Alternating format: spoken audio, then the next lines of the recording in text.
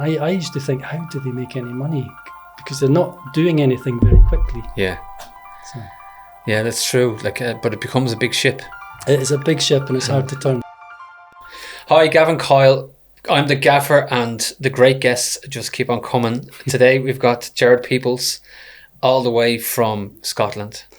Originally, I live in London now. Yeah. You're living in London now, and it's great to have you here, Gerald. I know that you're the founder, owner, Gaffer of TickAudit, which is a very innovative platform, I have to say. We had a discussion, myself and yourself, only a couple of weeks back. That's right. I was very impressed. But listen, tell us, how did you get into construction, or what was your background? Where did you were born and now you're here? What happened in the middle? Yeah, okay, so I was born small village, central Scotland, an ex-mining village. So it was a relatively, I wouldn't say we were not poor, but we, Yeah.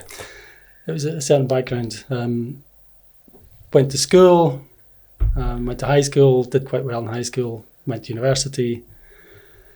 What part of Scotland?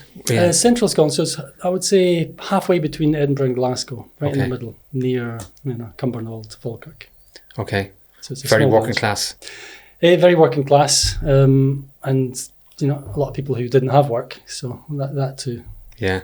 And the mining industry was... I was gone by the time I was... Oh, was my it? parents arrived, yeah. Okay. And what was your parents? What were they doing? Like, what was your mother and father?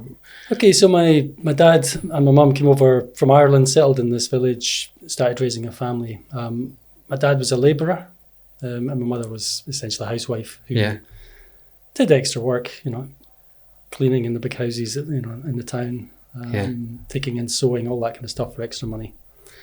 But by the time I was born, my dad was a little bit ill. He had a heart condition. So he died when I was 9. So actually it was my mum who mostly brought us up. Sorry to hear that. Which is quite amazing. That is, wow. It's work-wise, did she just have to become the breadwinner, obviously? She was the breadwinner. She got some money from the widow's pension. Yeah. There was some money for child allowance. But she did sewing, knitting. She made wedding cakes. Stop. She got involved in all sorts of things. She did cleaning in houses. She was just dresses, the whole lot. The whole thing. And our clothes, when I was young, she would make them. Unbelievable. So it was quite incredible. Yeah, the great women of the world, do you know what I mean? Incredible. She had an enterprise in itself, like all the stuff, different stuff that they did. I mean, she just was determined, and she just got on with it. Yeah. I love that as well. Like, just got on with it. Can you think about it in today's terms? Yeah, no. Do you know what I mean? Just because there's no alternative. And how many was in the family? 11. There was 11 of us. Oh my God. Yeah. Oh my God. I was number 9.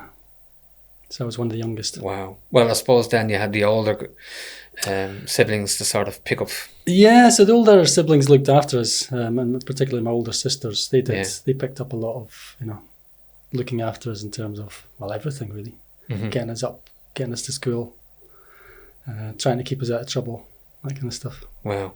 Fair play. Like, the unsung heroes, like, unbelievable. Yeah. When you think about it, like, I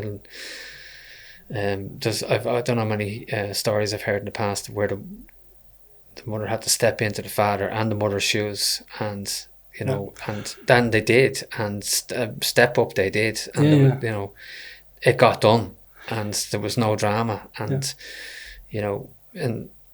like, the big family obviously helped as well. I wouldn't say that was the reason why you had a big family, but like... No, it's... I spoke to my older sister about it, and it's just something they wanted.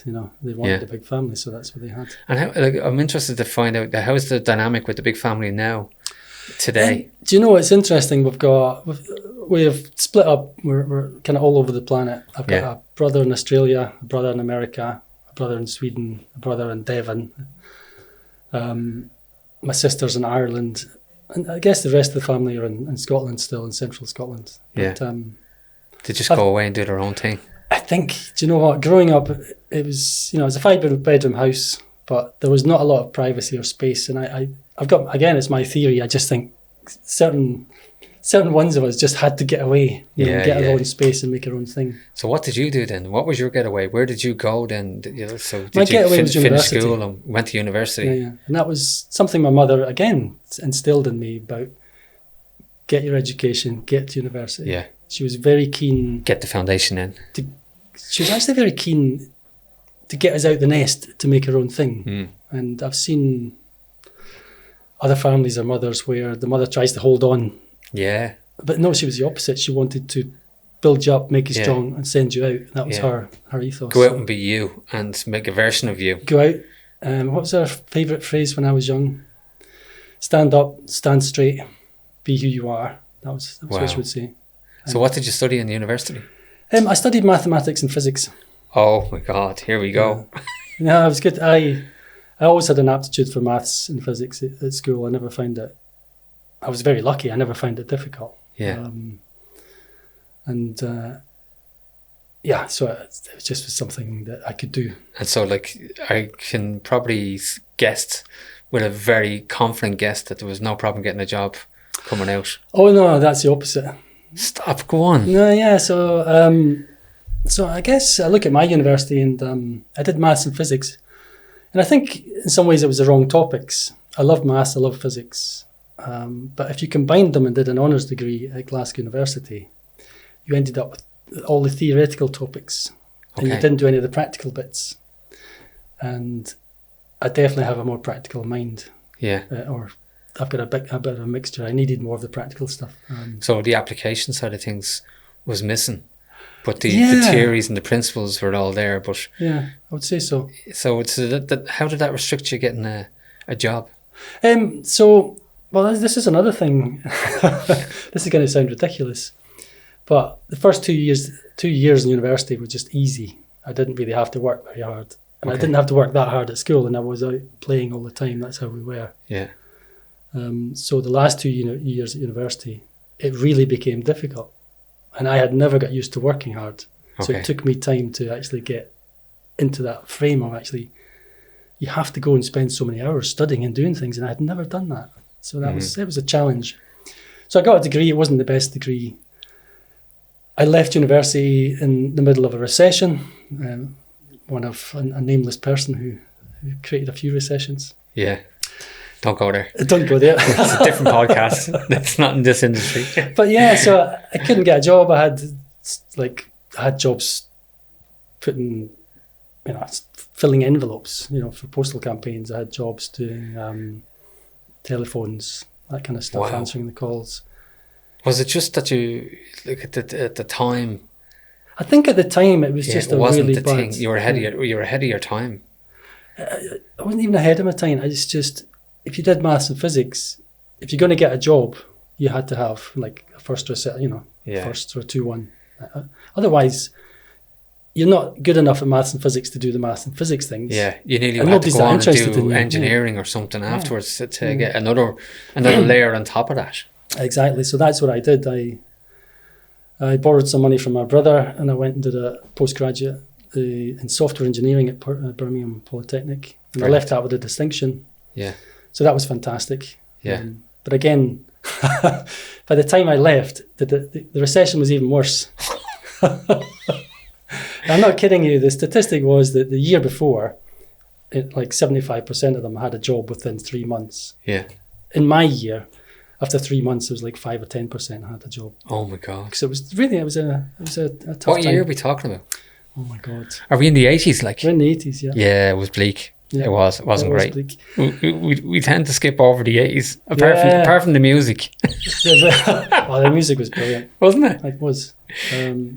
It was an energetic time in many ways. Yeah, but everybody was the same. Yeah. And when I think back of it now, we wouldn't have went on holidays, and I'm sure you didn't go on holidays either, because you just didn't go on holidays. No, holidays was something other people did. Yeah, or maybe you might be lucky that somebody might be going to the beach that day. Can I come with you? Yeah, it was like that actually, and there was the village bus trip to Portobello. Yeah. When I was a kid, that was the holiday. Yeah. And it was when I was a bit older. I remember being at high school, and summertime was bleak. Because actually other families or friends that I had, they went on holiday. Yeah. And you're left in the village alone, like bored. So I always associate the village with boredom. Yeah. You know. So and the winters were rough as well. The winters, you know, the plate glass windows with, like, you know, obviously it's all triple glazed and argon glass filled and clad or whatever else. I have to say it was interesting. I remember there was ice on the inside of the window. I'm not kidding, in the winter. Yeah. It was a big council house, you know, it wasn't particularly well built. I think Billy Connolly expressed it very well, didn't he, in terms of what was going on those days, in terms of, you know, like the heavy blankets, you know, the poor mattresses, the creaky beds. Do you know, but the thing is, I don't look back at any kind of feeling of being poor or poverty stricken. I had a fantastic and the food was great. Food was awesome. There was nothing wrong with a big heavy stew coming down your direction. Actually, at plenty of minced tatties, plenty of cabbage, plenty of bacon, plenty of potatoes. Yeah, it was basic stuff, but it was really good. You won't get better ham than what the ham was then. Like it's not the same ham. I don't care what anyone says. It's not the same ham anymore. No, it's not. And even, I remember my mother actually. It got that bad at one stage. She was making the burgers out of beans because, instead of the mince, there's an ingenious. Like, it was like, can't believe. She says, there was beans in those burgers. Like, do you know what I mean? But you may do, and you may do. Yeah. And when it was a bit more lean, you would definitely got a lot more cabbage and less mince. You know. Yeah. There was one thing that everybody had was like somewhere you had access to grass somewhere, so you could put a few seeds or whatever in the ground. We had a garden, and honestly, in the summer everything was planted there. Yeah. So we had gooseberries, blackberries. My mum made jam in the summer. Yeah. But it was lots of potatoes, beetroots, radishes. It was used to help feed the family, and that's what the garden was for. Yeah, I actually talk about gardens, and I know this is a construction podcast and we need to sort of get back at some stage to it, but I heard a great story recently of, again, talk about the innovation in that time, and you talk about gardens and people having, you know, their little garden patch. Yeah. He was going around to the gardens and paying the homeowners for their veg, and then he was going reselling that on in the markets and stuff like that, and into the shops and whatever else, and he kind of grew out a whole business for himself. That's quite amazing, actually. I haven't heard of that, and no one did it in their village. Well, it wasn't a village now in this one. This was like, it was pretty big in terms of an urban sprawl. But I thought it was ingenious. Like, you know, who would think of that? Like, because you know, hopping into everybody's garden and saying, I'll take 10 cabbages off, and of course the homeowner's going to say, grand, 100%. Of course, I mean the thing is, if you don't have a large family and you've got a patch, you're going to have too many cabbages. You know, you're not going to eat them all. I can see it. So bring us back to you came out of the software education, and then. So I had a degree. Tell me you got a job. So at this stage. No, I didn't. So I spent the whole summer again doing more of the similar type of work. And then I got a placement. You can't go back to the brother at this stage now. No, I got a placement. So I had a youth training scheme. I'm not kidding you. I had a degree and a postgrad. And I got on, it was £10 a week plus your dole money. And I had a 3-week placement with GC Marconi. Okay. And I was told there's no job at the end of this. I thought, well, I'm going to do it anyway because I need to get some experience on my CV. Yeah. And at the end of it, they offered me a job. And that was the start of my career. And that was, it was Unix Systems Administration. And it was a fantastic job. Right. I was basically given the manuals and asked to do stuff. So I looked after the computer systems for the CAD team and the computer-aided engineering teams. Yeah. Did some fantastic things. Learned an awful lot about Sun Solaris systems and became pretty much my God, an expert in it. Yeah. I remember that. That's really going back in the day, isn't it? It is going back. I loved that stuff. Yeah. I loved it. I remember in construction terms, the company I used to work for, they brought in a system called TQM. Okay. If you remember, Total Quality Management. Oh yes. Yeah. Oh my God. It was like thousands of files that were the principles of how the software actually worked and all that kind of stuff. Yeah. Did it work? It worked in the sense of it brought a culture together of how important it is to have procedures and systems and processes in a mannerly way. Yes, I think the concept of needing it is even that was actually probably a step forward. Yeah, yeah, I would say so. You're going back to the Commodore 64 days as well, aren't you? It was after that. Was it? Yeah. It was after that. But I spent 3 years with them. It wasn't well paid, but it was a fantastic job. And then I was offered a contract in Glasgow, and it was it was £1,000 a week, which was just off the scale. It was like back 4 times what I had. Yeah. I was already on, so I had to take it. So I moved into contracting, and it was Sun Microsystems themselves had contractors in Scottish Power, and they were looking after their systems. And again, I loved the job. The manager, Richard Croucher, was amazing, because he said, "Do you know anything about Solstice Disk Suite, which is a piece of software for managing hard disks, like lots of them?" I said, "No." He says, "Okay, I want you to print off the manual and learn it." So I had literally hundreds of pages of manual, and I spent 2 weeks. I read the whole thing, and then he just started giving me tasks to build stuff. He's fair play to him. Amazing. Like he was on the ball, wasn't he? Yeah. I loved that autonomy. Yeah. And being trusted. Yeah. And someone thinking, yeah, he's smart, he can do it. Yeah. And just let you on with it. Trust. I loved it. So so that was Scottish Power, did you say? Yeah, it was Scottish Power. Was in there. Yeah. Like there's a team running through this podcast that when you get in with the corporates and you see the high level stuff and how it works, doesn't matter how young you are, if you can get in and do at least a year or 2 years with these guys and just see the scale. Yeah. When you see the size of things. Yeah. And when you see your first data center, I mean, maybe people are familiar with it now, but when I saw my first proper data center, I could not believe it. Yeah.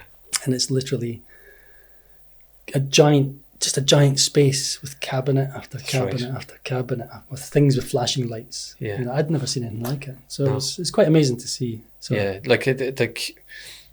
didn't. It was probably a slight regret on myself that I didn't get exposure to the major, large multinational. I did from a contractor client perspective, but I didn't get in at that level. Now I obviously work at that level now with our business, but when I was learning the trade, I probably still feel that I could have done with a couple of years under my belt. I think it could have been amazing, and also I would also say there was a time and a place for it, and it's gone now. Yeah. So, I mean, I stayed with Sun Microsystems. I actually got hired permanently with them. Spent a couple of years as a consultant for their professional services, flying up and down the UK working for big clients. Brilliant. And then I went contracting again because, do you know what? I just liked working for myself. Yeah, the autonomy. I liked the autonomy. And one thing, I mean, you talk about corporate cultures, it can be fantastic, but it can also be terrible. Yeah. So if you're in a team where there's that's dysfunctional, it's a terrible place to work.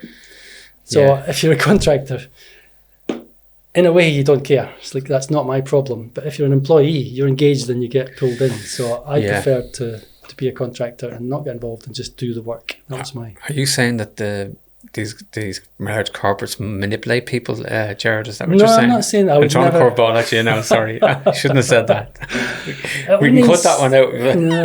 No, but I know what you mean. The models that they have are such that they nearly entrench the employee into the business, and they get so entrenched in it, they don't even want to look. Yeah. They get paid enough to not look. And there's a certain element of implied pressure on them to stay the course. To stay the course, but also people buy in. I mean, everyone wants to belong. This is the truth. I mean, it's a great point. We all want to belong. So when you become an employee of a big company, and you go through all the the courses and things, and they tell you how great you are and how lucky you are to become a mate, you want to be part of it, and you want to believe it, Yeah. And then going back to processes that you mentioned, to the total quality management, then you end up in a company where everything's changed except their processes haven't changed, their procedures haven't changed, the way they work hasn't changed. Yeah, the world's moving on, and they're not working very well. They become slaves. So inefficient. Yeah, I'd say unbelievably inefficient. I used to think, how do they make any money? Because they're not doing anything very quickly. Yeah. So. Yeah, that's true. Like, but it becomes a big ship. It is a big ship and it's hard to turn. It is like, and I know that's used a lot of times, but unless you experience it and you see, like, they don't make decisions fast. Because when I started doing my son's systems and my consultancy with Sun Rig Systems, we were fast. We would we would just plan a cluster, get it done, design it, install it, done. Yeah. In a big company, I remember towards the end, and this is why I left doing contracting in the end, doing systems administration, is that it would take us 3 months to put one cluster into a data center. And it would be, the job consisted of raise a ticket to the hardware team to do a thing, raise a ticket to the network team to do a thing, raise a ticket to the IET team to connect cables, raise a ticket to the firewall team to do firewall, and then pestering people to do things they should do. Yeah. And it could take 3 months. That wasn't, 2 servers. And at the time, Amazon was taking off. Yeah. You're thinking, I could have a server in there in 5 minutes. I could spin up a machine in 5 minutes. And it's like, how do they make? So it wasn't the job I used to love, which was very, very hands-on, very fast, very creative and very doing, getting stuff done. It was just frustrating. Yeah. The client had a motivation to get it done and you had a motivation to get it done, and there was no barriers. Yeah. But then they put layers. But then the layers are in place and then the layers haven't been adjusted for years. So yeah. And then the layers... the layers are the problem. The layers made themselves relevant or feel relevant within the structure of the layers. Yeah, then they added more layers in case their layer got taken away. Yeah. No, and then it becomes silos all protecting each other's interests, their own interests. You look after my back, I look after your back, and we'll float our boat together. And, there's like it's, look, and we're not bashing them, but like, it just seems that, I see Elon Musk taking 80% of the workforce out of Twitter. Or X as it is now, and it never buckled. I thought it was going to. I genuinely did. But actually, he must have been right, because it hasn't. Yeah, but like, coming up with all these names like head of people culture and organisational change. Yeah. What is that? I have no idea. So, I'm going to go to just one aspect of my company. I'd never want to have a personnel department. I don't understand them. They don't do anything. Personnel, well, the old personnel or the HR department is that? No, the HR department, yeah. Yeah. Because I never want to have one. I want, a manager who knows what it is they want, interviewing people to do the job that needs done. Yeah, rather than a HR person interviewing. Instead of outsourcing that and then getting people in who may or may not fit or may or may not do the job. Yeah. Anyway, that's just a little thing in my...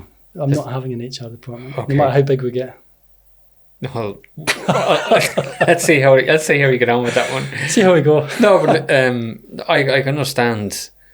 Look, I have a big thing about the human factors that affect the business, and a lot of things that do go wrong are human. 100%. And if we can put the right person to do the right job, who wants to do the job, why would we have to ask somebody, is that the right person who wants to do the job, who's good enough to do the job? But I do see also the other side of things with my compliance hat on with me, that when things go wrong, that the HR person is there to protect the brand and to protect the management team. They are. I think that was my misconception. I thought the HR was there to protect the employees, but they're not. It's the opposite. They're there to protect the business, which makes sense. Yeah. But that was a misconception for me. Yeah, so I think you're going to have a chat with somebody at some stage about that. Get a therapist, No. So go on, tell me, like you were contracting, and then you got kind of, you got stale. I didn't enjoy it. I didn't. Yeah. Do you know, I had that. I used to get the Sunday evening feeling. You get a horrible feeling in your stomach. Don't want to go in there. Work tomorrow. And I just didn't like it. And I got an opportunity to get back into software development, and it was a company called Little Forest, and it was a friend of mine, friend of a friend. Yeah. And they were looking for people. And I had kept my hand in at programming, so I reached out to the guy, got pulled into one of their clients as a kind of tester, managed to convince everybody, he'll be able to do it. And then I learned, this platform called TeamSite. Okay. and I became a back-end developer doing that for about 2.5, 3 years. What does TeamSite do? So it was a platform for managing multiple websites. So if you imagine, again, a large company, and a large company might have 120 intranets, as they call them. Yeah. And they're all individual websites. Spinning. Yeah. And it's a platform that can manage all these websites internally with all the content. Mm-hmm.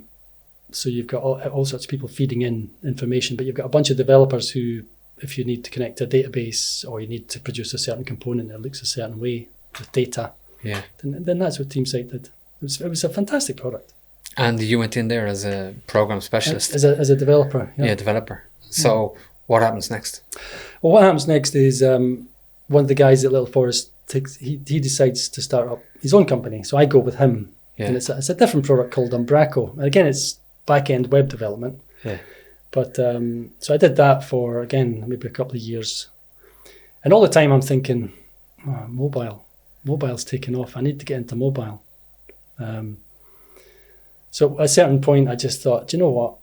I'm going to do it. So I sent an email out to all the previous clients that I'd worked with through the other companies saying, hi, Gerald here. I've got into mobile. If you need any mobile apps developed, let me know. And 2 months later, a company called Sodexo, Quality of Life Services, got in touch. He said...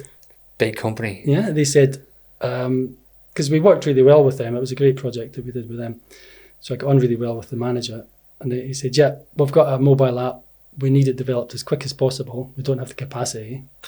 Could you do it? So we put together a proposal, decided how we're going to build it, what platform we're going to build it with, and hey presto. And then hey presto, we did it. We actually got it delivered on time, in budget.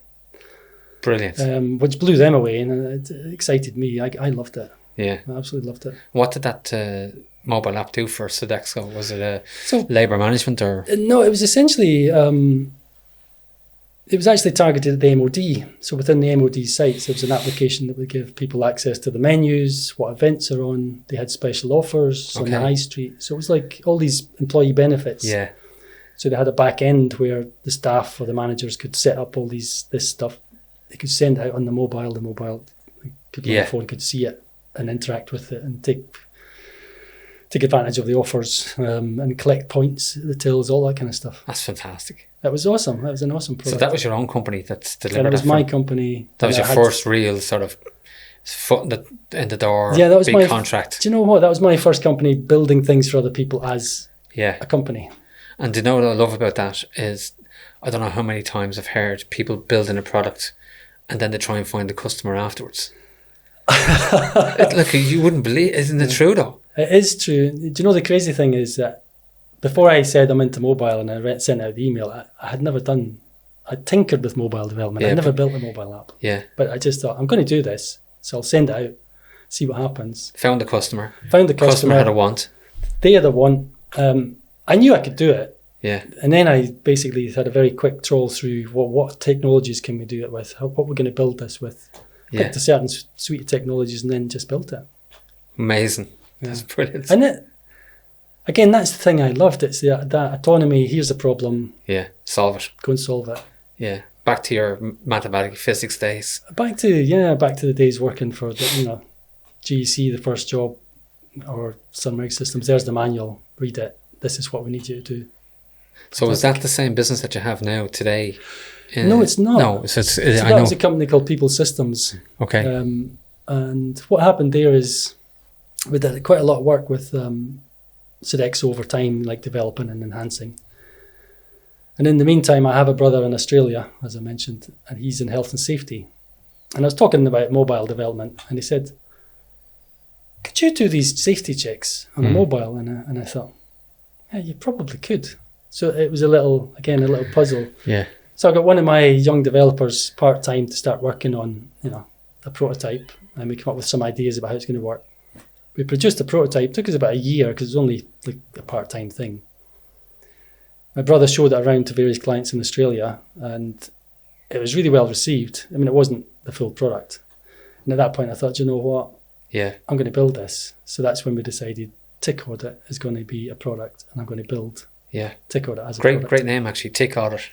It's pretty good. Yeah. It's pretty good. And me and you had a conversation as well. There's a big competitor in that space. There's more than one. Yeah, there's more than one now, but there's one that actually really took off. Yes. And they actually came from Australia. Yeah. And they're still going today. They have a heavy presence, a strong presence. They've got a very strong presence. And what's interesting, this is a funny story as well, because we'd been building this product and my brother says, I've discovered this other company. I said, what do you mean? And he I don't know if I'm supposed to name the companies, but anyway. No, you can name them if you want. Yeah. So it's a company called TickAudit, and I thought, oh God. Yeah. And he says, oh no, they've been invited to present at some conference to do with all the health and safety executives. I've got to be there. In Western Australia. And I thought, oh God, that's us, we're finished. Somebody's already done it. And that was my immediate reaction. 2 days later, I'm thinking, actually, they're not in the market, and it just proves that what we're doing is right. Yeah. Because they've obviously got the presence and they've got some investment. But you must have been first to market in the UK with your product. No, we weren't actually. No? They were here. Were they? Yeah. Yeah, definitely. Yeah.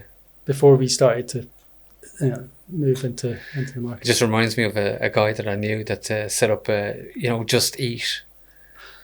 The sort of Deliveroo the Deliveroo model, if you like. Yeah. And he was in Northern Ireland, and he realised Just Eat weren't in Northern Ireland, so he set up a sort of a software business that basically was a Just Eat version. Wow. So his idea was to hit every Chinese and Indian in Belfast and everywhere else before Just Eat That's an got entrepreneur. into the territory. Yeah. That is an entrepreneur. That's somebody who thinks, do you know what? I don't have to invent a product. This one works. It's not here. Yeah. Let's So go. it just goes to show, well, that's where I thought you were probably close enough to being first to market. Would that be fair to say, Gerald? Was I? What year are you talking about? Oh my God, that's 6 years ago. Yeah. Yeah, No, so you I'd be wouldn't- pretty close. I think they'd wouldn't be already far got their off, investment, because Yeah. I know that They got massive investment. they got a massive investment injection at the time we were still building ours. Which brings me on to the other, why have you not looked for investment, or have you looked for investment? I had hoped that I could grow this organically, Yeah. and push it out, and I've been trying to do that, but it's more difficult than you imagine. Yeah. You need a sales team, you need a sales presence, Marketing. you need to be networking, you need to be speaking to people, building relationships. Yeah. And when you're actually in the middle of, looking after the development team, trying to do customer calls, trying to run the business, it's really very difficult. Mm-hmm. I'll put it that way. And if you're not looked at like a white label product where you could just say to companies here, you just do it, I'll put your logo on it. That's an option we're looking at. The other thing is that I did something, and this is a piece of advice I'll give to anybody who's thinking of starting their own business. Summertime last year, I thought, you know what? Because I'd been trying to get a salesperson involved, and it had fallen through. I thought, I'm going to have to sell this myself. But I did not feel confident selling or being a salesperson. Yeah. So, again, I met a guy at Newham Business Conference. He'd given the presentation, a guy called Rupert. And I thought, I really liked the guy. I got some feedback from people who'd worked with him. And I thought, I'm going to work with this guy. So I hired him to teach me the Sandler sales methodology. So I did some sales coaching. With him. What's With the him. Sandler sales? Sandler sales. So Sandler was a guy in the US. He had a particular way of looking at how to sell. And his way of selling is not trying to tell people what they want. His way of selling is saying, well, What do you need? these are the kind of things we do. Does that sound like one of the problems you've got? It's asking questions. Okay. It's different. It's totally different. It fits my personality. It's asking questions. And if they've got no problem that you can solve, then they're not a potential customer. So it's absolutely fine. So in his philosophy, when you have a customer conversation, even in a cold call, if a no is as good as a yes, because it's certainty, and you can go and speak to someone else. Yeah. And there's no hard sell. It's just trying to identify if they've got a problem, and if they've got a desire and a want to fix it.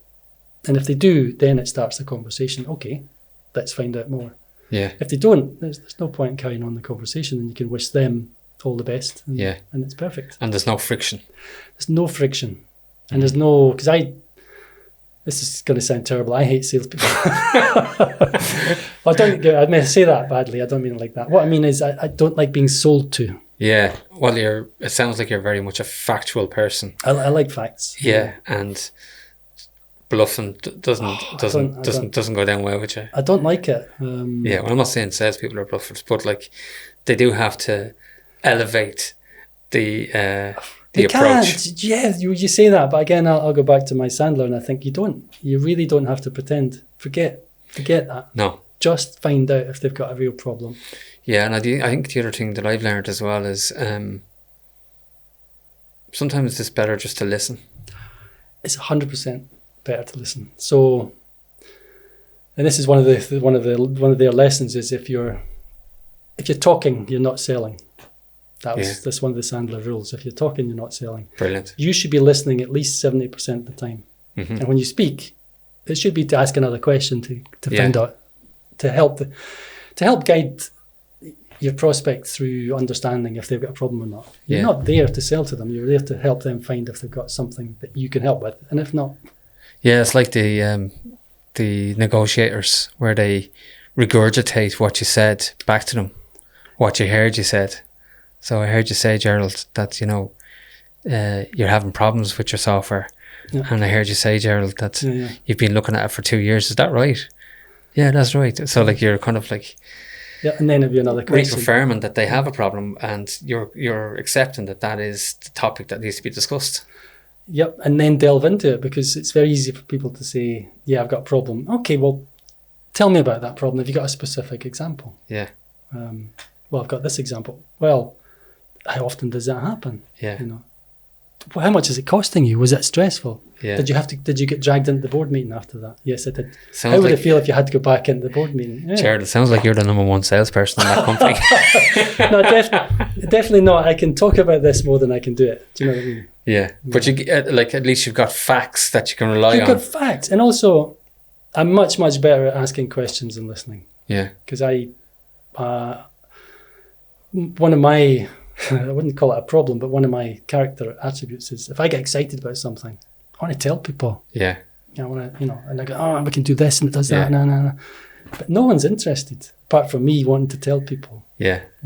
And so the TikTok is it just construction, or is it all industries? So TickAudit, it's TickAudit, sorry. Yeah. It's not just construction. We identified early on, do you know what?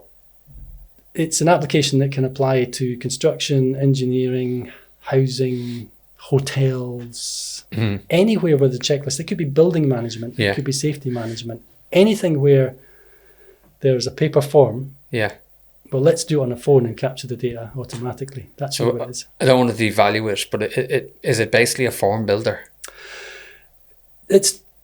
No, I wouldn't say it's basically a form builder. That's a curveball, by the way. I just wanted to throw a low punch into the liver. No, it's not. So what we're trying to do you know what? I'm going to hit you with what I think our product is. Yeah. Our product is an Internet of People platform. And what I mean by that is there are people all over the planet doing jobs, and they're all filling in paper forms.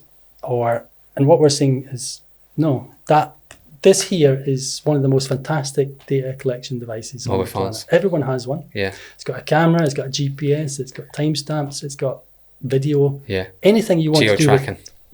Anything with recording data. What do you have? You have an internet of people with these in their hands collecting data. And that's what our platform enables. Brilliant. Yeah, it's a great way of putting it. And your system is taking all that data in. Yeah. It brings all the data in a structured manner. This is it. So it's then structured, searchable, filterable. Right. And what we can do at that point is, and it all works in real time. This is the other thing. It all works in real time. So the manager who has his dashboard or her dashboard or their dashboard, they can see everything that's happening in real time. The pictures that are taken, what's not been done yet, what has been done yet. And then they can click a button and generate a report. And we have something really unique in that. We have a feature called custom reports, and we can generate a PDF or an Excel 100% exactly as the client needs it to look. It's bespoke. So an example of that might be a timesheeting system. Well, that's big, because, sorry to cut across you, but anything I've looked at on timesheet wise, you nearly have to go with the software solution of the timesheet. So what we have is we've got some basic ideas of what a timesheet looks like in terms of our template, the thing that the person fills in the date on the phone. But the client can change that. Then we've got a basic idea of what we think they might want from an Excel output. But the client can say, well, actually, can that be changed? So each client can have their own bespoke timesheeting system that fits in with their processes. And we've just won a client last week. Based on that. They've been looking for a timesheeting solution that would fix their problem for 5 years and haven't found it. I know that we had that problem with the particular client, that the way they wanted the timesheet was so specific. Yeah. And they're like the inefficiency of having to do that timesheet. Like, there's 2 staff on it every month, just doing that particular client's timesheets to try and break it down. Like, that is a big problem. It's a big problem. And then we have a company called Covey, it's a multinational actually. And they use it for bridge inspections.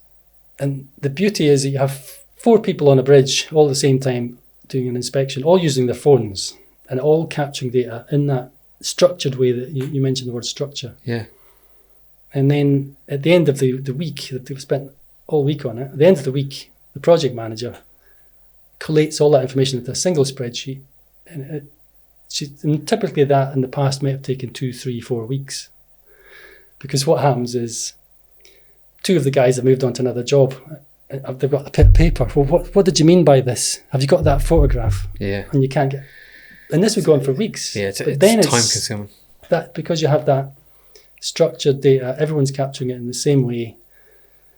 They've all got the same levels of evidence and the same information and input. Then it's popped out in a spreadsheet. It didn't take a very long at all, a few hours as opposed to a few weeks. So it ticks... TickAudit. Pardon the pun, but it ticks the box for corrective actions, QA, QC, health and safety, environmental, production. It could be all those things, Yeah. Anything else that I might be missing in terms of what it might... Well, the timesheet. Time logging, labour management. Non-destructive testing. Yeah. Safety equipment on roofs. Like, where can you go? How far can you go with it? My plan, and this is maybe it sounds like I've gone off, my ego's gone off too far, but actually my plan is to create a global internet of people platform. This is going to go global. This is my plan. Okay. And I'm not afraid of iAuditor or some of the other clients that we just won business off last week. Yeah. Because swim your own what lane. we're focused on is simplicity. We're trying to offer clients the simplest solution. And the most important person in that chain of data and reports is actually, to me, it's the person with the phone hanging off a rope or on a building, capturing information and making it super easy for them. And the feedback from our clients is that our app, one of our clients said they had a subcontractor who said, you're going to have to install TickAudit. And the guy rolled his eyes. Here we go. Another app. Yeah. The guy used it and came back and he said, you know what, I've used so many different apps. He says, this is the best one. Wow. And that is a real thing. Yeah. So we have what I think is the simplest solution, and that's going to be our mantra. Yeah. Always keep it really simple, make it really easy, and scale. Yeah, but what I love about that as well is that you've made it niche a little bit as well, that you haven't broadened, I'm not going to mention there's 3 or 4 massive companies in the software construction space, if you like, that like they're nearly untouchable at this stage. They've got that much market share, and you said no. We're doing something different, completely different. So we are. But is it labour intensive though? If you don't mind me saying so. In what sense? Well, you mentioned earlier on that, say for example, the timesheet, and we can make that as specific to any client. Every client is different, so you're going to have to change that. So every time. Yeah, not every time, because what will happen is over time we'll build a library of templates of timesheets that they can have, and then it'll be easy to adjust. But typically, no. The one we just did, it took us a day to give them the timesheet that they wanted. I mean, literally the Excel, it's 100% identical to the Excel they gave us an example. Yeah. And it took us a day to do that. They had to fine tune how they wanted the timesheet to work themselves. They could do that in the dashboard. Yeah. They can build their templates. They can preview it, how it's going to look and work. Once that was done, we did the Excel, and we've just signed it off last week, and they're 100% happy Brilliant. with it.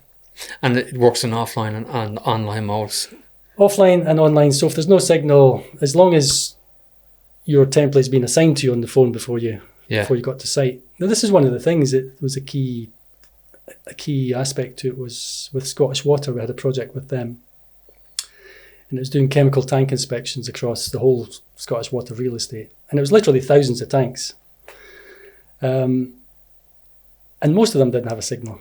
So as long as the guy had the audit template on their phone, they could go to site, they'd capture all the information and data, as many inspections as you like, and then when they go back to the bed and breakfast or the hotel in the evening, it would just sync up. Brilliant. So where do you use the servers? My servers are actually all our servers are based in a data centre in London. Why London? I didn't want to get into any of the old GDPR access of data, all that stuff. So it's all in the UK, and most of my clients are in the UK. Yeah. So it's got quite a good story in terms of Another thing I've got in my head is that some companies will take your data and then try and make money from it. Yeah. Or take your information and try and sell it to other people. I've got no interest in that. What we're going to sell is a platform that you can use to capture all the data you need and create the reports you want, and you pay a fee for that. And your data is protected. We don't share it with anybody. Yeah. And it's their data. And it's their data. Yeah, and I think that's a big misconception. Is I'll never forget it, asking a client, like, where's your data? And they said, well, they have it. And I said, but you own it. Yeah. Well, number one, have you paid for it? And they said, yeah. I says, well, it's your IP. It's your data. They went back looking for that, and the software company wouldn't give it to them. Said, no. You didn't sign up for that. Oh my God. So really what they were doing was they were using that contractor as a beta test for the wider construction industry. And it was a big contractor, like a really, really big contractor. I'm actually struggling to believe that. They actually did that. They did it, yeah, and not only did they do that, but they took on some of the staff from the construction company who were involved with the implementation of the software. And I'm not saying there's a rogue software. There's rogues in every shape and form of life. But I was like, like in fairness to a lot of companies, they wouldn't think to ask the question, where's the contract, where's the IP, where's the data sitting, who owns the data? It doesn't. They don't ask that question. Like there was a lot of missed opportunities nailing that down at the very start. I think so. I mean, it's their data. Yeah. Then they turn around and say, well, you didn't sign into a 24-month maintenance contract, so how can we can't stand over your data? So your data could be get bugs or have a problem. Yeah. We haven't had any bugs. No, but what I was trying to say to you was, you're coming at it from an ethical point of view. Yeah, 100%. And you're coming at it from the customer first point of view. You use that word ethical, and I think this is why, going back to the sales, Sandler methodology is what people would describe as an ethical selling methodology. It's not about trying to force people to take something that they don't need or don't want. Yeah. It's about finding out if you can really add value, and if you can, it's about helping them choose to take that value. Yeah, it's brilliant. I have to hand it to you, Gerald. It's an amazing story coming from the 11 people family. It is to where you are amazing, today, and you've had a bumpy old road. In fairness, it's taken you a while to find. It took me a while to get started. This golden nugget, if you like. I had a brilliant middle, and then it took a while to kind of, I guess, find my new niche, which is growing this business. And to me, I haven't had that, that stomach feeling for since I started doing this. The butterflies. I've never had that. I've got an excitement to get up in the morning and get on with things. Yeah. And that to me is worth. Yeah. It's worth everything. You can't replace that. No. Tell me this: a few curved balls at you, if you don't mind. Okay. Yeah. Knowing what you know now, what would you do different?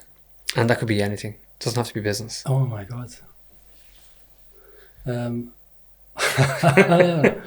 Number one, I wouldn't have studied maths and physics. I would have studied physics and electronics. Okay. We established that very, very clearly in this podcast.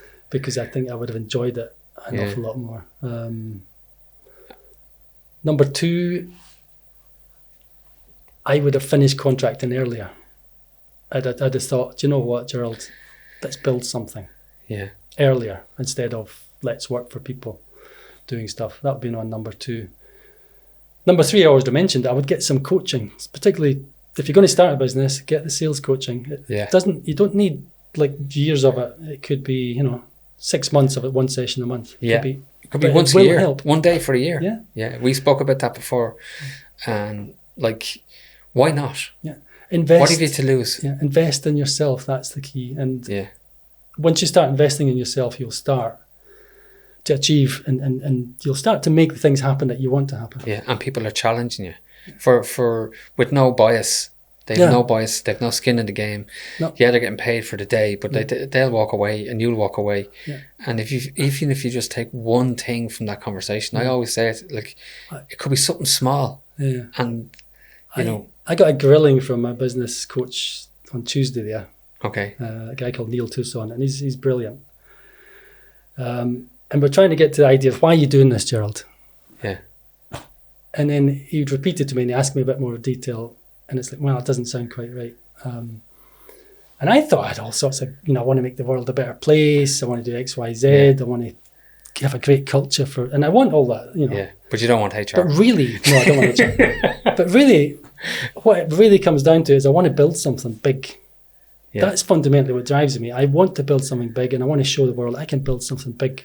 Wow. Which is a pure ego trip. Yeah. But fundamentally, that's it. Yeah, but you don't come across egotistic. Now you come across humble, if you don't mind me saying so. Oh, definitely. No, I'm happy for you to say that because I don't. Yeah, I don't want to. I don't think there's anything wrong with saying that you want to make it global. Yeah. Especially when you're talking in the business that you're in. Yeah. It's 100% if you were to nail this down to Falkirk, there'd be a problem. Yeah. The thing is, it's achievable. It's that type of platform. Yeah. It's going to travel. Definitely. Favorite book and why? Oh, do you know what? I mentioned this to a guy from the British Irish Trade Association. I was had a fun conversation with this guy, and it was Spike Milligan, Adolf Hitler, and my part in his downfall. And I remember reading that as a student. I was at university and I came back home and I had this book and I was laughing out loud. And my mother kept saying, I need to read that book after you. And then there was one section where there's a lot of sex, I'd say sexual words. Connotations. Yeah. It wasn't explicit, it was just silly. Yeah. And it was a Spike Milligan book. Yeah.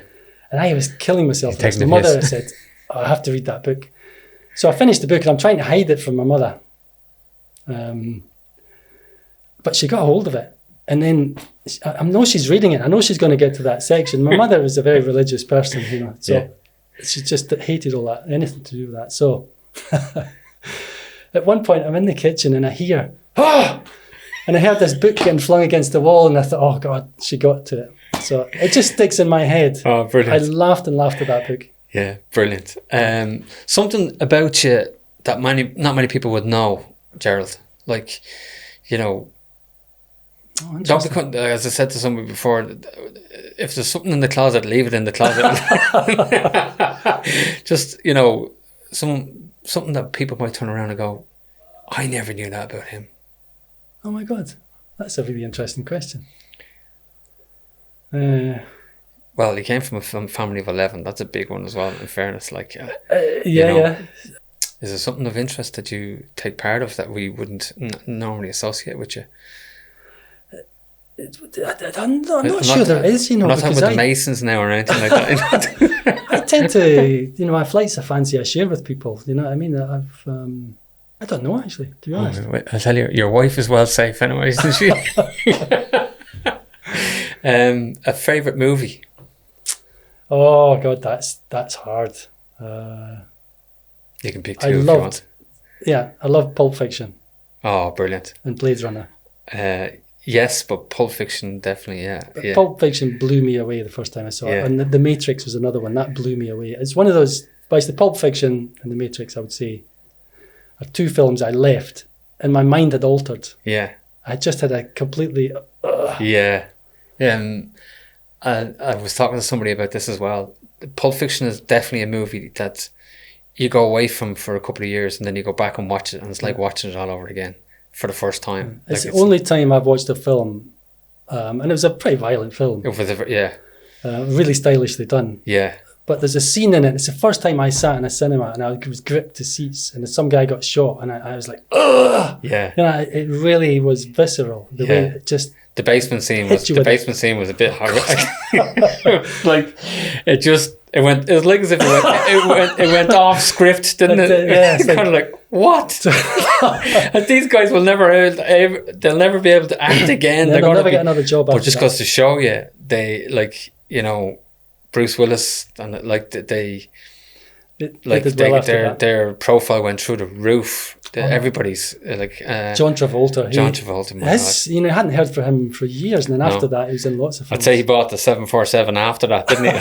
The amount of money that it made, and unfortunately, Reservoir Dogs didn't really stack up as a kind of. It was kind of seen as a follow-on type of a movie, wasn't it? Kind of gangster. After Pulp Fiction, there was nothing quite the same. No. Kill Bill was brilliant, yeah. And that was Snatch on a lighter heart of things. Like sounds like I like all these violent movies, but no, I like a bit of humor in them, or a bit of sort of that sort of black humor. I think isn't it? It is black humor. It is, isn't it? Yeah. And I guess there's a lot of absurdity in the film. I mean, there's just a lot of absurdity, and I love absurdity and contradiction. Yeah. Listen, Gerald, it's been brilliant having you today. I hope you've enjoyed it. I've definitely enjoyed it. And if people want to get in touch with you, I know TickAudit is taken on in leaps and bounds, and it's a credit to you. Thank you very much. And I'm sure it's going to be a massive success. How do people get in touch with you? What is the process? Are you open to conversations? I'm open to conversations. I mean, go to the website. There's a contact us. TikTok.ie or .com or what is it? TickAudit.com. TickAudit.com. Yeah. All one word, TickAudit. .com. Yeah.